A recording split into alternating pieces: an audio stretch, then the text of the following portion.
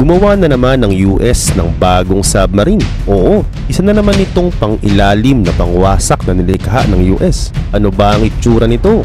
At bakit ito ginawa ng US? At ang pinakamahalagang katanungan, ano-ano ang mga kakayahan nito? At yan ang ating aalamin.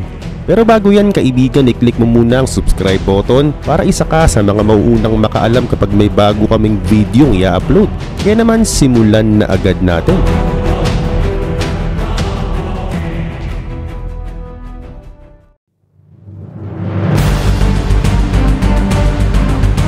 Ang pinakamahalagang sandatang militar ng US ay syempre mga arsenals, mga stealth bomber destroyers at mga tangke.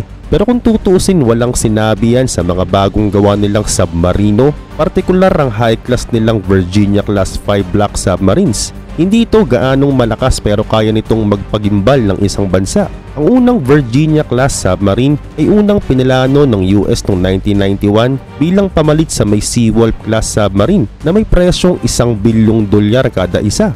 At bagamat hindi agad-agad nalunsad ng Virginia-class dahil sa napakaraming aberya, ay talagang pinagtuunan talaga ito ng pansin ng US. Kaya naman ng unang block ng Virginia-class ay ginawa sa pagitan ng 2004 hanggang 2008 at pinasok na nga nila ito sa may serbisyo noong Abril 2020. Pero lahat ng yan ay walang sinabi sa bagong USS Vermont. Ikatlo ito sa naval vessel ng US na pinangalan sa the Green Mountain State. Ang unang Vermont ay binubuo ng 74-gun warship na inauthorize ng Kongreso ng US noong 1816. At ang ikalawa namang Vermont ay isang battleship na ginawa noong 1907. At ngayon heto na ang bagong USS Vermont. Una ito sa may 10 plano pa lang ng Virginia-class Black Submarine. So meron pa tayong aabangan na siyam pa in the future. May haba itong 377 feet at taas na 43 foot. At kaya nitong sumisid sa lalim na 800 feet. Pero ang maximum na kaya niyang sisirin ay pinagbabawal sabihin. At pag nasa ilalim na nga siya ng karagatan ay kaya nitong tumakbo sa bilis na 25 knots. At kaya nitong magkarga ng halos 7,800 tons at 130 na katao na crew. At dagdag pa, ito rin ay pinapagana ng advanced nuclear reactor. At bagamat hindi siya ang pinakamabilis tumakbo, ay siya naman ang isa sa pinaka-technologically advanced nuclear submarine ng Amerika. Ito'y meron din na unified modular mast. Mas patindi kumpara sa ibang mga mast meron ng mga submarine. Napakahalaga nito. Dahil ang unified mast ay nagsisilbing parang all-in-one tool para makasense ng iba't ibang sub sa paligid. Nakakatulong din ito para mag-navigate ng anyong tubig. Mabilis din itong makapag-communicate sa mga home base, makadetect ng mga kalaban at malaki rin ng silbi nito sa mga communication radar.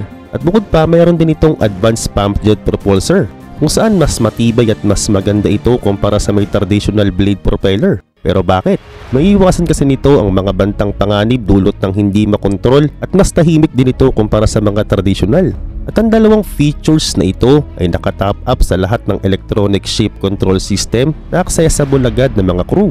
At bukod pa, mayroon din itong auxiliary generator, mga makabagong integrated combat system o sa Tagalog, bagong paraan ng pakikipaglaban. At ang matindi pa, detected din niya agad ang mga magnetic mines sa ilalim ng dagat o ito yung parang mines na sumasabog sa kalupaan pagkatapakan.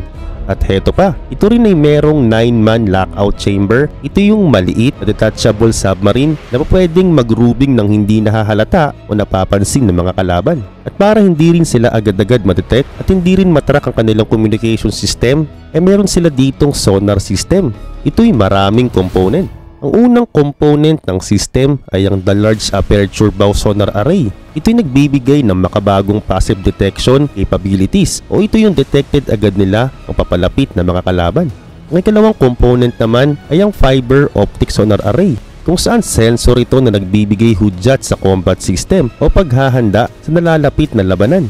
At ang ikatlong component naman ay isang pares ng high-frequency active sonar na nakamounted sa pinakalayag ng submarine. At nakakatulong ito para maging safe ang biyahe. Iiwas ka nito sa mga hindi magandang daanan, mga batuhan o sa mga bloke ng yelo. At ang ikaapat naman na component ay ang low-cost conformal array low-frequency sonar.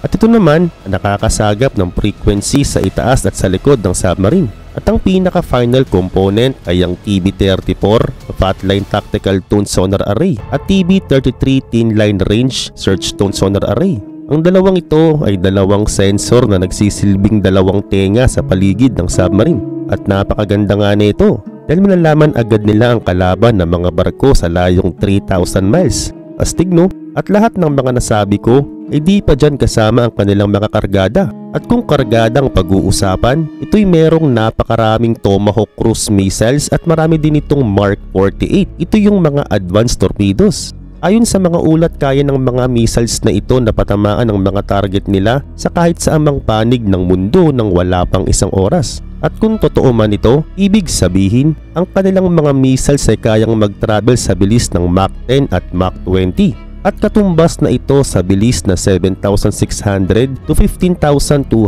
miles per hour. Napakabilis nun. At dahil dito, ito na ang pinakaalas ng US kung sakaling magkaroon ng World War III sa hinaharap. Pero ang tanong, magkano naman ito? Magugulat ka dahil lang isang piraso pa lang nito'y umaabot na ng $3.4 billion o sa pesos ay mahigit kumulang 200 billion kada isa. Grabe no? Ganun siya kamahal dahil kumpleto, rekado na nga siya, wala ka nang hahanapin pa.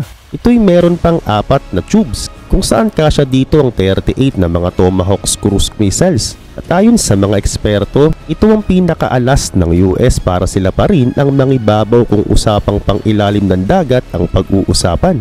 Ayon pa sa kanila, hindi pa raw ito ang pinaka-the best nila. Dahil bagamat gumagamit sila ng nuclear energy sa mga pampasabog, ay hindi pa rin sila gumagamit ng nuclear energy para paganahin ng buong submarine. So ibig sabihin, darating daw ang panahon na nuclear power na rin na magpapagana sa lahat ng aspeto ng kanilang submarine. At sa kabilang banda, hindi na bago sa US na nasa submarine ang kanilang mga nuclear. Oo, dahil halos 22% ng nuke ng bansang ito ay nasa ilalim po ng dagat. At ang nakakagulat pa, ayon pa sa US Navy, in the future, lalagyan pa nila ito ng mga laser na kayang mag-provide ng 300 to 500 kilowatts. At magagawa lang daw nila ito gamit ang nuclear reactor. At FYI, ang laser ay pwede nang pamalit sa mga torpedo dahil lusaw lahat ang tamaan nito. At ngayon sana, in the future din magkaroon din ng bansang Pilipinas ng ganitong uri ng submarine. Para nga naman hindi na tayo palaging binubuli ng mga superpowers. Ngayon ikaw, sa tingin mo, may chance kaya tayong magkaganito? Comment down below ang sagot mo para malaman din namin.